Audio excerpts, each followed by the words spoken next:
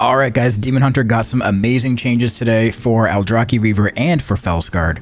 So I'll put up the quick summary of what the changes are, but we're going to go through everything one by one, and I'll tell you what it all means, how it all adds up, and what it's going to look like for our hero talents in the War Within. So as I was editing this video, I realized that I should probably give you guys a little bit of context for what I'm talking about when it comes to Eldrazi Reaver and fel-scarred, because in the video you're going to hear me talk about how nerfs to Eldrazi Reaver are a good thing, and that's probably going to sound really strange, but I hope this kind of clears it up. So if you look at these sims, these are comparing all of our different sims of Eldrazi Reaver and fel-scarred. You can see that Eldrazi Reaver is 30% higher than the highest simming fel-scarred build. This is an insanely high sim. So what needs to be done between these two different hero talents is Eldrazi Reaver needs to get chopped down by a pretty drastic amount, and fel-scarred needs to be bumped up a little bit more to keep it in line with the other classes. But right now, Eldrazi Reaver being so far ahead is a lot to do with the stacking damage amps that they have between their Reaver's Mark and Thrill of the Fight, as well as just damage boosts to the main abilities like Chaos Strike and Blade Dance. So I hope that just gives a little bit of context and it helps make sense as to why I'm saying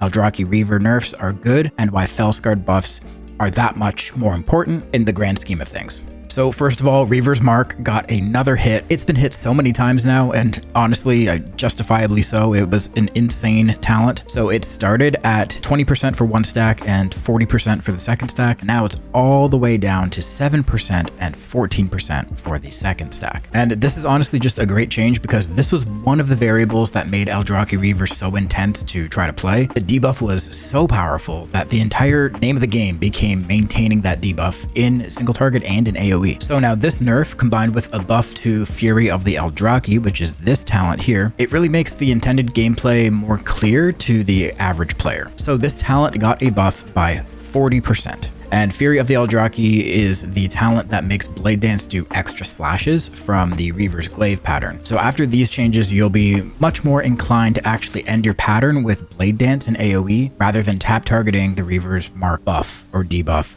all over onto multiple targets. It just makes more sense. And you might even want to use this in single target if the boss or the mob you're fighting already has the Reaver's Mark debuff on it and you don't need to refresh it. You could potentially end with a Blade Dance because it's just doing a lot more damage now. Now, Incisive Blade also took a small hit, which is all just part of the process of reducing Eldrazi Reaver's single target and balancing it with a bit more AoE and a little bit more clarity in general. So Incisive Blade was 15%. It is now bumped down to 10%. And one thing to keep in mind is that Eldrazi Reaver has had a bug that has been substantially increasing the rate in which we generate soul fragments and in turn get Reaver's Glaive. So when they changed Reaver's Mark to be 2 independent debuffs on the enemy, it also meant that each application of Reaver's Mark worked independently with Wounded Quarry. So we were generating more souls based on having 2 Reaver's Mark debuffs on the target rather than just 1. So if this bug is actually fixed, this will greatly reduce the amount of Reaver's Glaive uses we actually get and will affect the performance of Eldrazi Reaver pretty significantly. We can kind of just estimate that this bug fix would drop Eldrazi Reaver's sim by probably around 100,000. Now, in terms of further nerfs, I think the final touches on Eldrazi should be taking a look at the Thrill of the Fight talent. It's currently buffing all damage by 20%, which is still quite a bit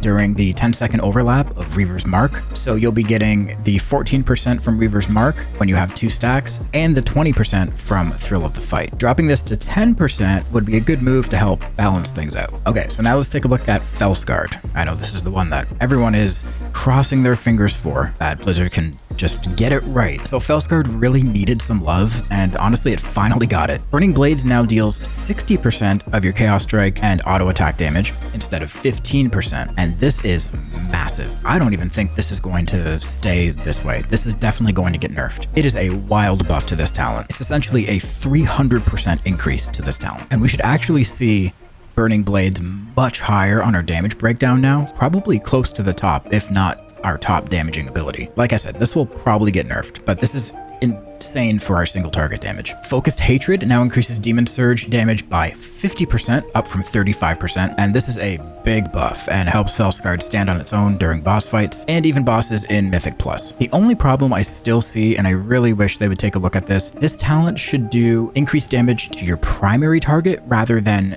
do more damage if you only hit one target. I've said this in so many videos already. Any adds that spawn in a fight, like a totem you have to kill, a critter, will totally nullify the value of this talent. So as soon as your Demon Surge hits anything that is aside from just the one target that you're locked on, we lose all value from this. Now, aside from that, Demon Surge damage overall took a 6% nerf, which in reality is a very, very small touch. This is just to keep things in line, since the burst we were getting from 7 consecutive Demon Surges, uncapped AoE, bolstered by Lust, buffs, potions, etc., was probably the highest AoE burst in the game by a lot, and this is just a little off the top to keep things reasonable. Hey, while I have you guys here, if you could do me a huge favor, head to the MMOawards.com. I'll put a link in the pinned comment of this video and in the description, and click on it, go to the MMO Awards website, and vote for me for Creator of the Year. Voting closes early next week, so we only have a few more days to get votes in, and it would mean the world to me if I got your vote. I'm up against much larger creators, so I am honestly the underdog in this situation, so I need all the help I can get. It would mean the world to me. There's going to be a button under Creator of the Year with my name on it. Click on it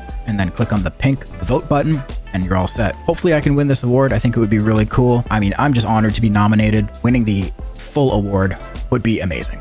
So if you could help me out, drop your vote, I'd appreciate it. All right, let's get back to the video. So these were all changes that we were kind of expecting to see, but out of nowhere, literally out of nowhere, Demon Hunters also got their I-beam damage doubled and increased by 100%. And this is an incredible change and helps work towards rectifying a problem we've been struggling with for honestly the entirety of Shadowlands and even Dragonflight. It doesn't fully solve it, but it definitely helps. I-beam barely did any damage, and it was mainly just like an activator, for lack of a better term. It was to get us into demon form and give us the upgraded versions of Chaos Strike and Blade Dance. That was it. And I-beam is a core ability to Demon Hunters, and it's been such a shame that it felt basically useless to press and was mostly just a 40-second mini cooldown. But this 100% buff has a pretty large snowball effect when you consider other talents that also actually buff I-beam. So we have Blind Fury, which increases the damage by 20% when you put 2 points into it. We also have something like Looks Can Kill, which guarantees critical strikes on I-beam.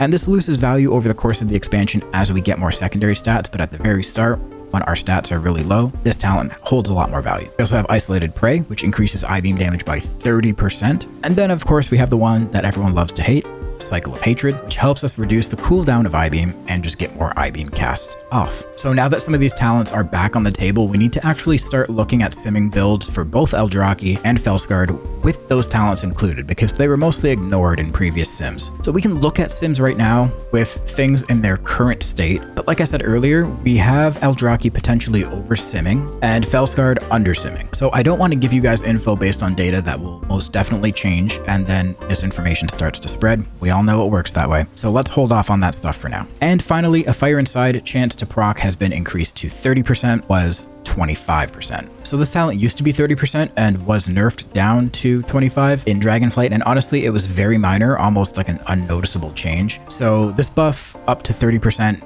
isn't a massive boost, but it doesn't hurt. It'll probably result in like an extra 1 or 2 Immolation Auras throughout a fight.